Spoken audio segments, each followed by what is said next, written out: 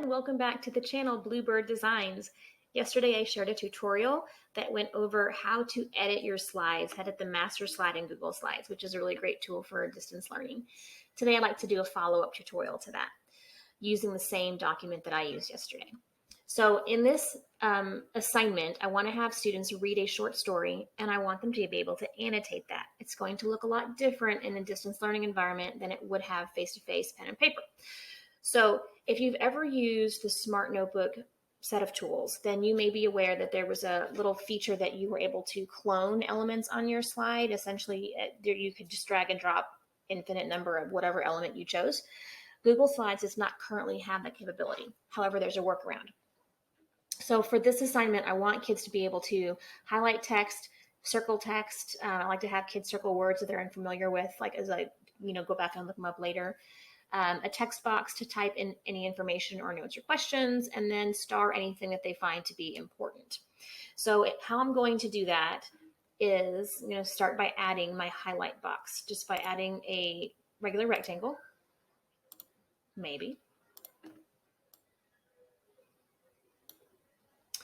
And then we're going to change the outline to transparent and the fill to whatever color you're feeling. I am feeling a little limey today, so I'm going to go with this guy.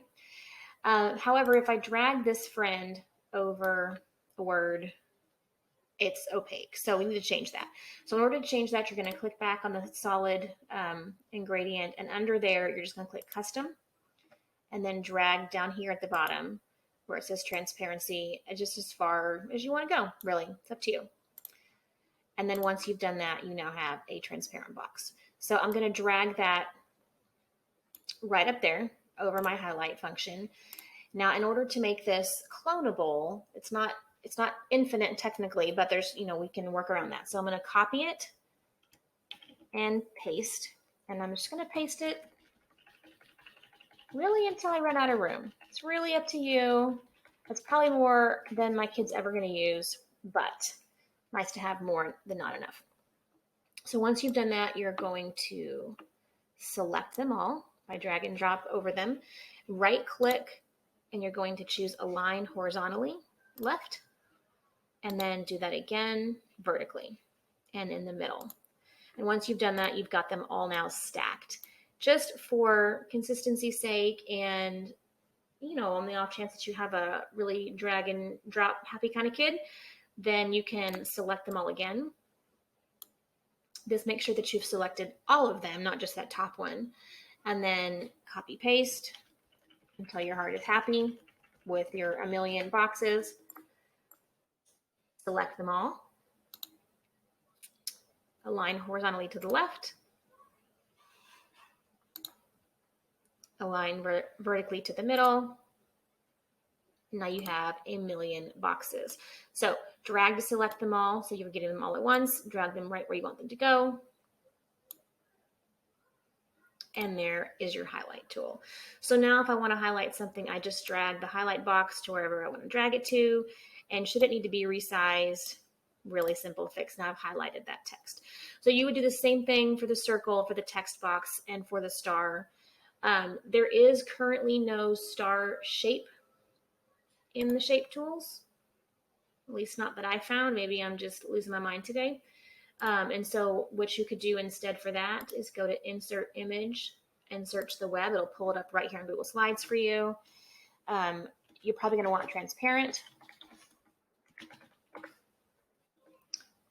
Select your star, insert your star, or whatever element you're wanting to do, and then resize because that's way too large.